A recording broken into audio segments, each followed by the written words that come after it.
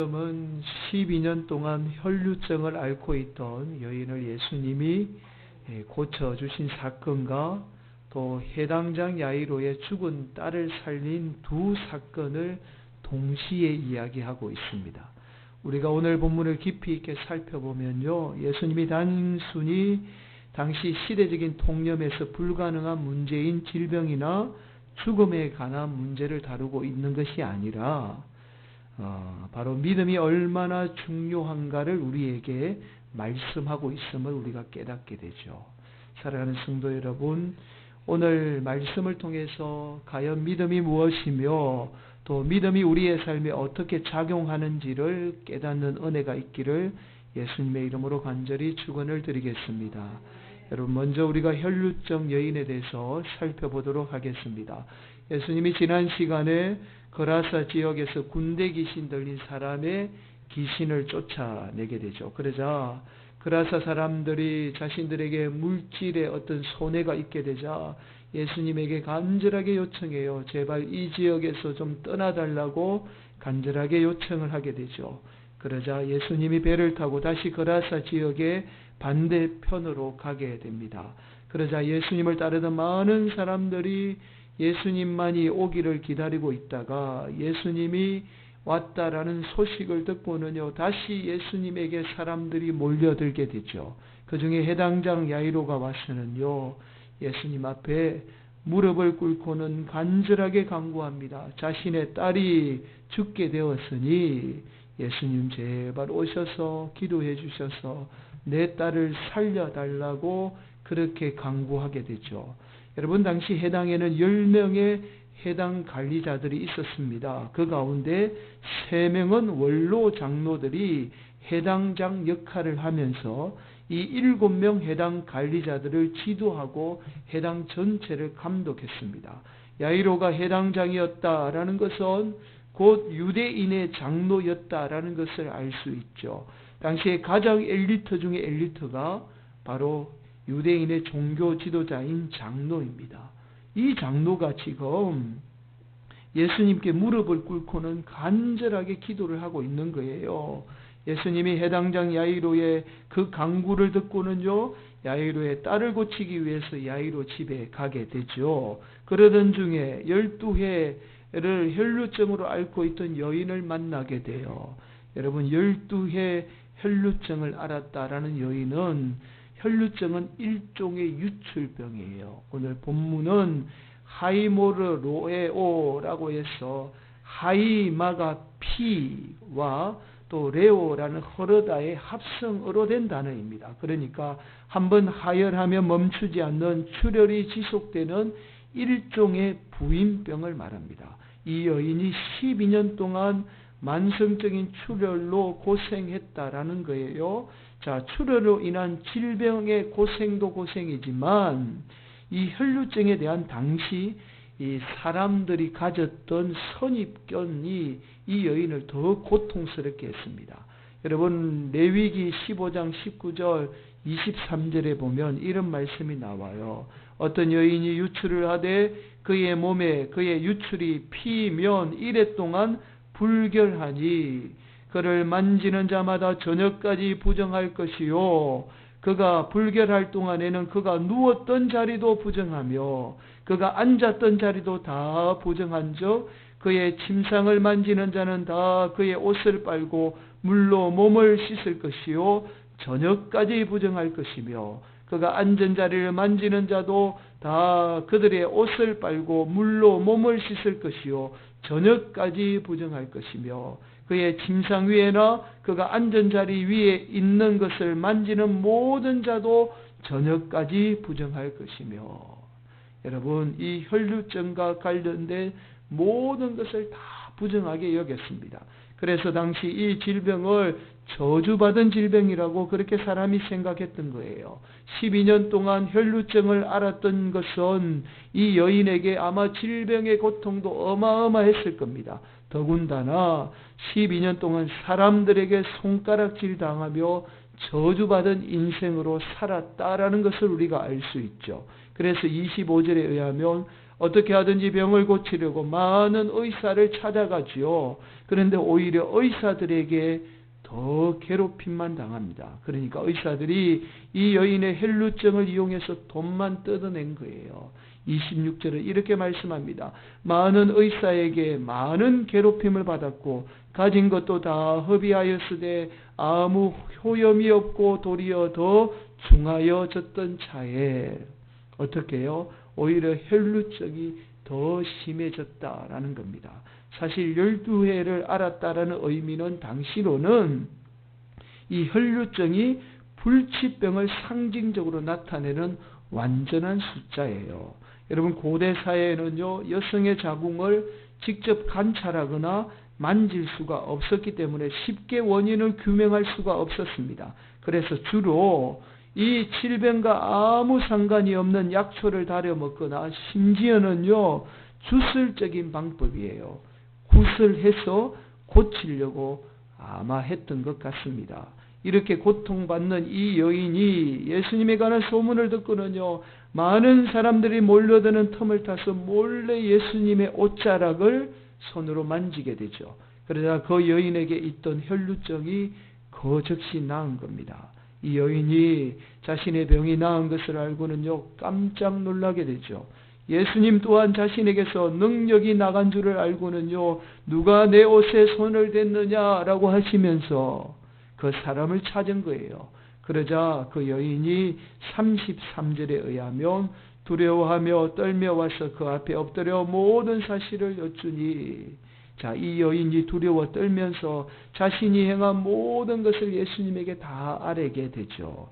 자, 이 여인이 예수님을 만진 것은 당시 사회적인 통념으로 예수님을 어떻게 해요? 부정하게 한 거예요.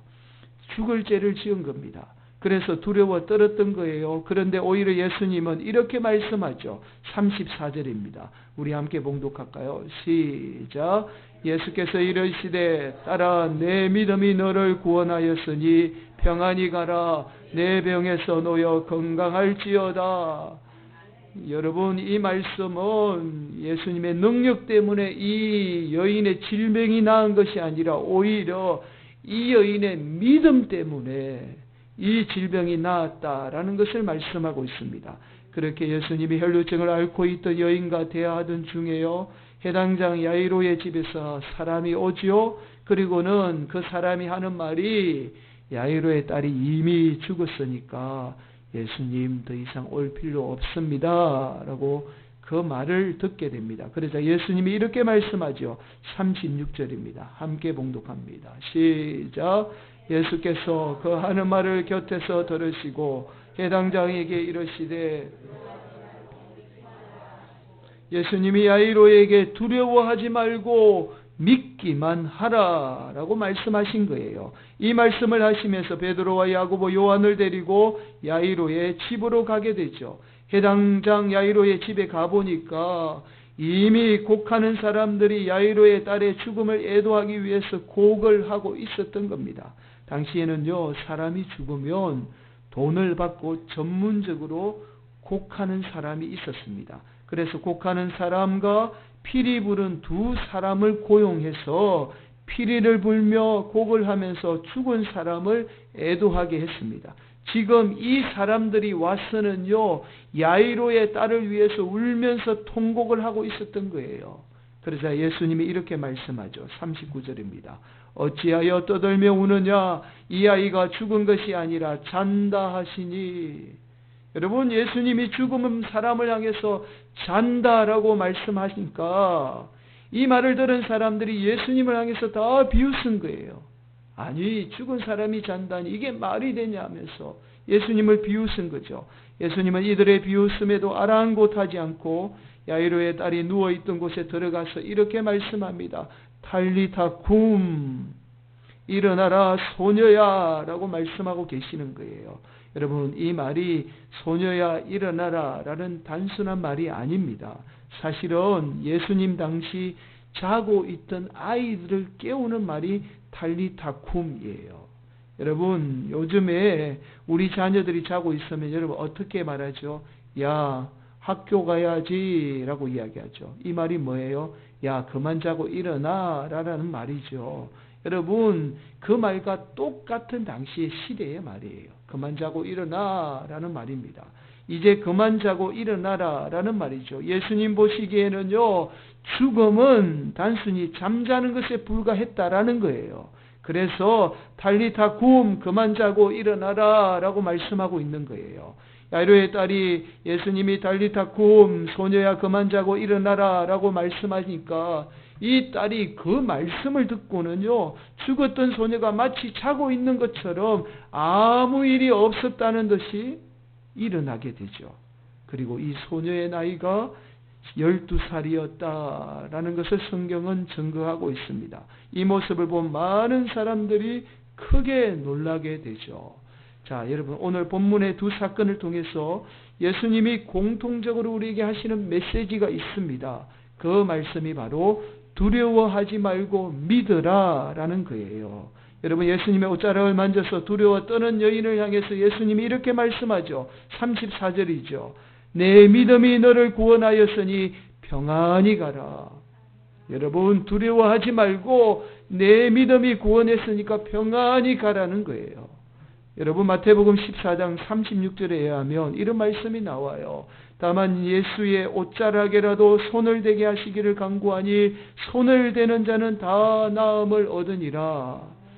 여러분, 당시에 수많은 군중들이 예수님으로부터 병이 낫기 위해서요, 예수님에게 몰려들어서 예수님의 옷을 만졌습니다. 이 혈루증 여인도 그 수많은 여인 중에 한 사람이었습니다. 그런데 예수님은 유독 이 혈루증 여인에 대해서 성경 말씀을 통해서 우리에게 말씀하고 있죠.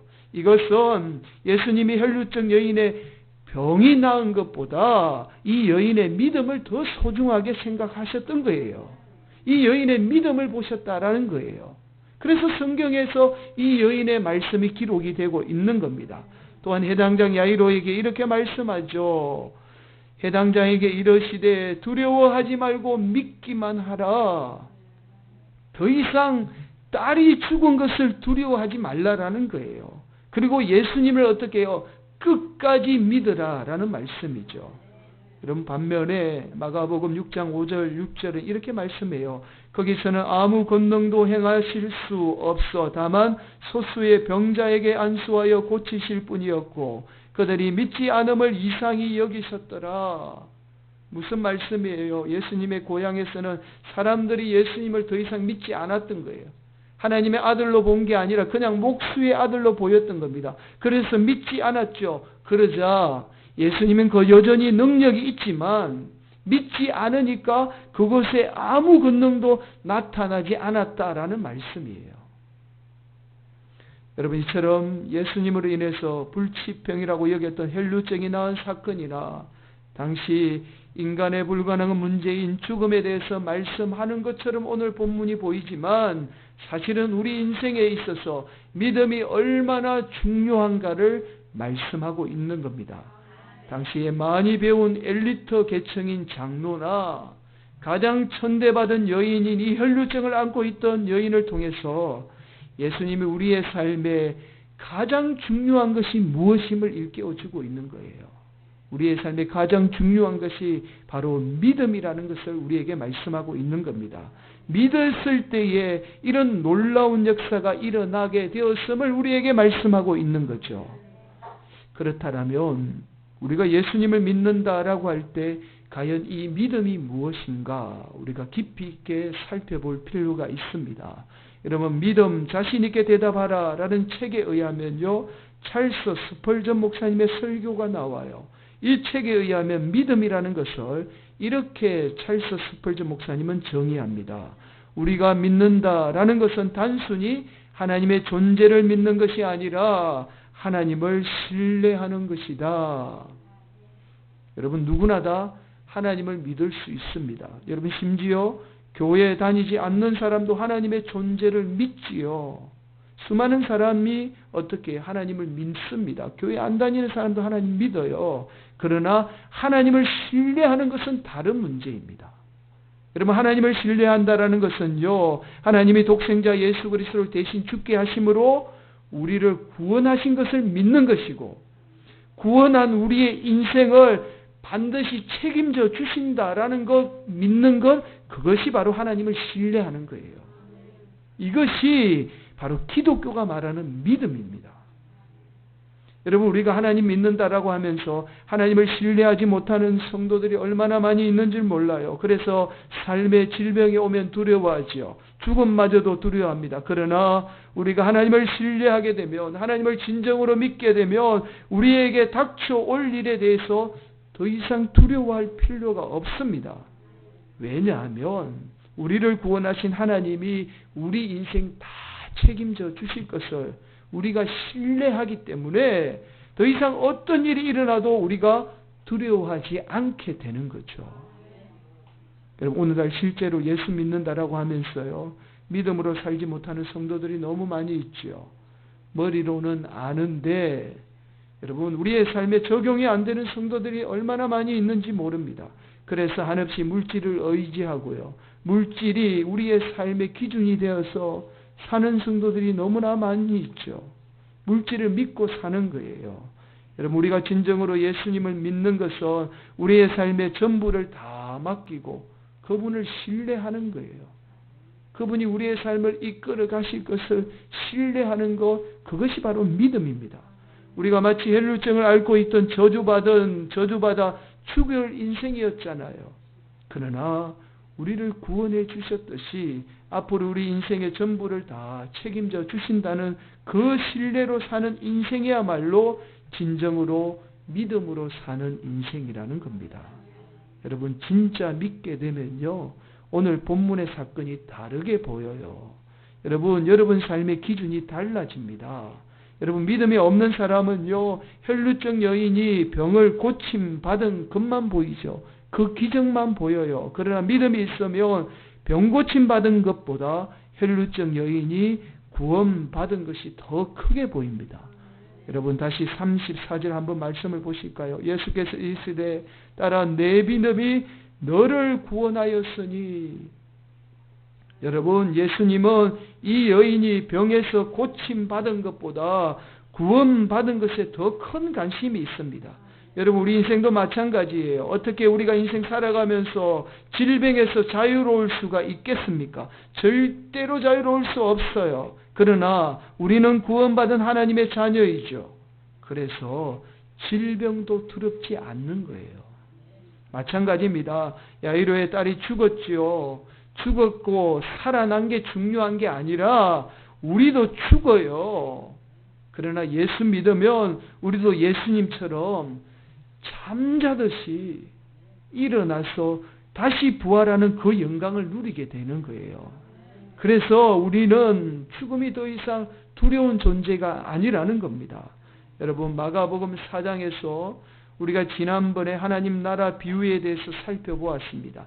하나님 나라를 이렇게 비유하죠. 스스로 자라나는 씨와 계자씨로 비유합니다. 하나님 나라의 비유의 공통점이 바로 식물이에요. 여러분, 하나님 나라는 동물적인 본성의 나라가 아니라 바로 식물적인 본성의 나라입니다.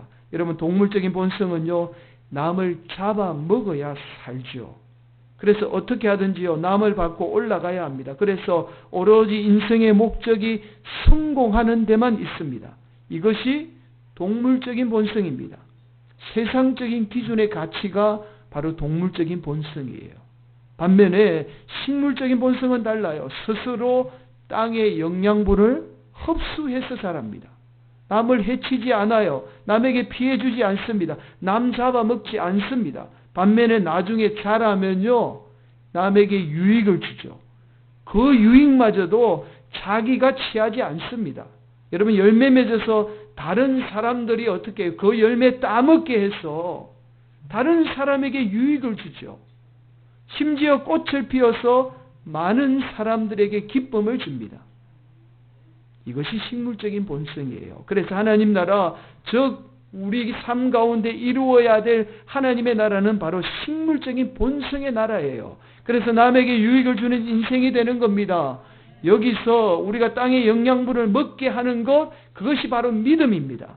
오늘도 우리에게 영양분을 주신 하나님을 믿는 거예요. 반드시 그 하나님이 주시는 영양분을 통해서 우리 인생이 열매 맺는 인생이 되는 것, 그것을 믿는 것이 바로 믿음이라는 거예요. 저와 여러분, 하나님이 주시는 영양분으로 사는 인생이 되어야 합니다. 그런 인생은 반드시 열매 맺게 돼요. 그 믿음으로 사는 인생 반드시 어떻게 해요? 하나님이 역사하시고 하나님의 능력이 나타나게 되는 겁니다. 여러분, 교회도 마찬가지예요. 교회가 동물적인 본성의 가치로, 세상적인 가치로 교회가 이끌어져 가서는 안 됩니다. 교회는 반드시 식물적인 본성의 가치가 교회를 이끌어가게 만들어야 돼요. 그래서 날마다 말씀을 통해서 우리에게 공급해 주시는 하나님의 영양분을 통해서 우리가 반드시 열매 맺어지게 되는 거예요. 이것이 바로 믿음입니다. 하나님이 우리를 통해서 날마다 공급해 주시는 영양분으로 우리 교회가 열매 맺게 될 거야, 내 삶이 열매 맺게 될 거야 라고 그 하나님을 신뢰하는 것이 바로 믿음이라는 거예요. 여러분, 우리가 하나님을 믿게 되면 어떤 일이 일어나는지를 잘 보여주는 사건이 바로 창세기 15장 6절에 나타나는 아브라함의 사건입니다. 여러분, 창세기 15장 6절에 이렇게 말씀하죠. 아브라함이 여호와를 믿으니 여호와께서 이를 그의 의로 여기시고. 자, 이 말씀이 바로 하나님과 아브라함이 맺은 최초의 약속이에요. 언약입니다. 인간과 하나님이 맺은 최초의 언약이에요. 아브라함이 하나님을 믿었더니 하나님이 그 믿음을 의로 여겼었다라는 거예요. 여기에서 의로 여겼다라는 것은 아브라함이 하나님을 믿는 그 믿음의 조건, 그 믿음의 조건 때문에 하나님이 아브라함 인생 책임져 주시고 또 심지어 자녀까지 다 책임져 주시겠다는 그 약속이 맺어지게 되었다라는 거예요. 아브라함과 하나님의 사이에 믿음이 언약을 맺고 있는 겁니다. 히브리서 11장 8절은 이렇게 말씀해요. 믿음으로 아브라함은 부르심을 받았을 때에 순종하여 장래의 유업으로 받을 땅에 나아갈새 갈 바를 알지 못하고 나아갔으며. 여러분, 아브라함이 갈 바를 알지 못했다라는 겁니다. 이것은 하나님이 믿을 만한 분이 아니었다라는 거예요. 그러나 아브라함은 하나님을 믿었습니다. 여러분, 지금 우리가 사는 세상도 아브라함이 살던 시대와 똑같아요. 여러분, 하나님을 믿을 수 있는 그런 상황 속에 우리가 지금 살고 있는 게 아니에요. 믿지 못할 상황 속에 우리가 살아가고 있습니다. 그래서 어떨 때는요, 세상의 가치가 훨씬 더 신뢰가 가요. 여러분, 세상의 물질이 훨씬 더 신뢰가 갈 때가 있잖아요. 하나님이 보이지 않을 때가 있어요. 그러나 우리는 반드시 하나님을 믿어야 합니다. 하나님을 신뢰해야 돼요.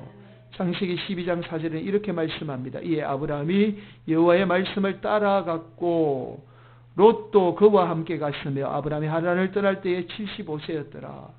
여러분, 하나님을 믿는 것, 신뢰하는 것은 바로 하나님의 말씀을 믿는 거예요. 아브라함이 하나님의 말씀만 믿고 따라갔습니다. 다른 것 본 거 아니에요. 말씀하신 것, 그 말씀만 믿고 따라간 겁니다. 우리도 하나님 말씀만 믿고 따라가야 돼요.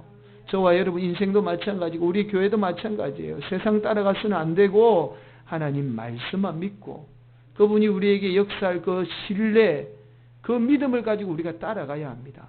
그럴 때 하나님은 역사하게 돼요. 오늘도 하나님은 우리에게 말씀하죠. 달리타 쿰, 일어나야 해. 네가 안 될 거야. 불가능해 라고 생각하는 그 생각에서 일어나야 해. 오늘날 수많은 성도들을 이성적인 세상의 가치로 끊임없이 영적으로 잠들게 만드는 그 세상의 가치에서 일어나야 해. 달리다 굼, 왜 영적으로 잠들어 있어? 그 세상의 가치에서 우리가 믿음으로 일어날 때에 하나님은 그 믿음을 통해서 오늘 저와 여러분에게 역사하시는 분이십니다. 여러분을 두렵게 만드는 상황들이 있잖아요. 질병일 수도 있죠. 죽음일 수도 있잖아요. 심지어 생업의 문제일 수도 있습니다. 자녀들의 문제일 수도 있어요. 항상 우리를 두렵게 만들고 우리를 하여금 끊임없이 믿음 없는 연약한 존재로 영적으로 잠들게 만듭니다. 그러나 두려워하지 마시고 하나님 말씀만 믿기만 하면 돼요. 탈리다 굼, 내 아들아, 내 딸아, 더 이상 잠자지 말고 일어나라 라는 그 하나님의 말씀을 듣고 믿음으로 여러분의 두려움의 자리에서 일어나는 복된 성도들이 되시기를 예수님의 이름으로 간절히 축원을 드리겠습니다. 하나님은 여러분의 믿음대로 역사하시는 분이에요. 그 하나님을 신뢰하시고 오늘 믿음으로 나아가는 복된 성도들 되시기를 예수님의 이름으로 간절히 축원을 드리겠습니다.